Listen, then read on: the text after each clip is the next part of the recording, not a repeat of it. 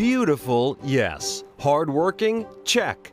Historic, of course. The Scituate Lighthouse is perhaps this town's most recognizable landmark, but there is plenty of other history and other historic sites in this community that dates back to the 1630s. Whether it's the old Stockbridge Mill, site of one of the oldest grist mills in America, Lawson's Tower, a water tower enclosure with a European flair, or the Maritime and Mossing Museum, much of the past here is preserved.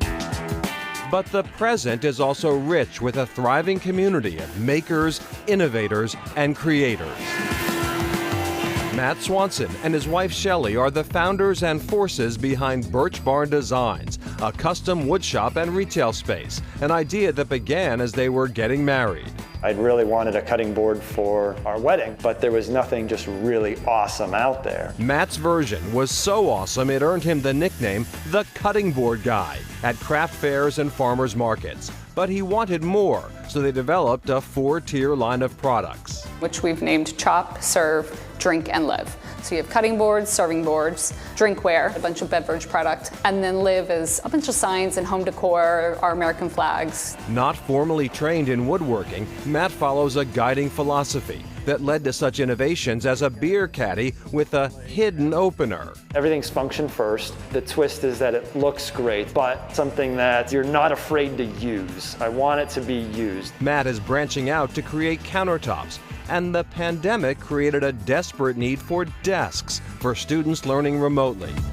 It's a family affair, with Shelley handling the marketing and 1-year-old Madison providing moral support. It's fun being able to work with clients and they come in and they are able to pick the pieces out now. How can we work with that to make their vision come to light? Matt Elder was born, raised, and is now brewing in Scituate.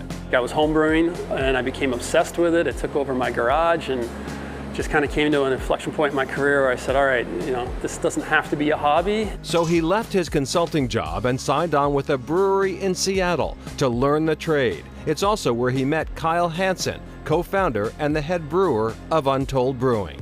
We came onto the scene thinking, you know what, we're going to be the West Coast brewery out here on the East Coast. That was our plan from the get-go, and we jumped out with a few West Coast IPAs and brown ale and blonde ale and a few other things. That very first West Coast IPA, East by Northwest, took off and has become their flagship beer.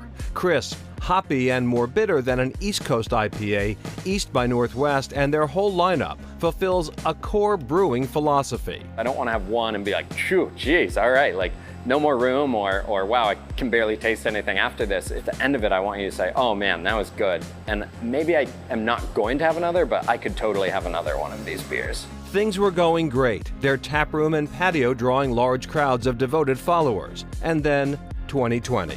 The draft beer market for bars and restaurants, half of their sales evaporated overnight. And we just started cranking out canned beer, and we were able to sustain ourselves just through the packaged beer, selling it to liquor stores and retailers around the South Shore. And locals continue to support them through a retail window and curbside pickup.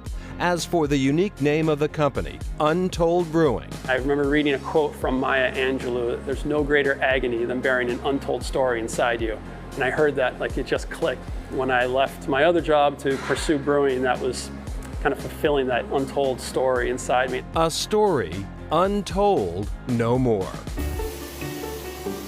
Robin King's story also begins in Scituate, where he grew up before traveling the world, working in restaurants in Colorado, California, and Boston, before opening Oro in his hometown. What I really wanted to present was how lucky we are to have such an abundance right at our doorstep. We're right on the beach. We get striped bass, we get lobsters, we get scallops, we got you name it. The Misto Del Mar, a raw tuna and salmon appetizer, is a crowd favorite, one of those can't take it off the menu items. I have always sort of cooked and thought and really enjoyed other people's food who take 3, 4, maybe 5 core ingredients and just let them speak for themselves. That's just how I enjoy doing it. His way was working just fine. After 10 successful years on Front Street on the harbor, King moved the restaurant to a spot on Route 3A in January. At 3 times the size, they were instantly doing 3 times the business. To turn around, take all your hard work for 10 years, move it to a whole new home, have it go well for 2 months and then just have someone pull the e-brake. You can't even make that up. All we can do is exactly what we've been doing. Keep running a clean, beautiful, warm, inviting, welcoming restaurant with great food, and let that speak for itself. And it has spoken volumes. The kid from Scituate, who once ran Kevin Costner's Santa Barbara restaurant, who cooked for and dined with Julia Child, has come home. I just do what I do, and I'm quiet and humble, and I think that that's the best way to go about it. So if it gets you to good places, then so be it. Good places like Scituate.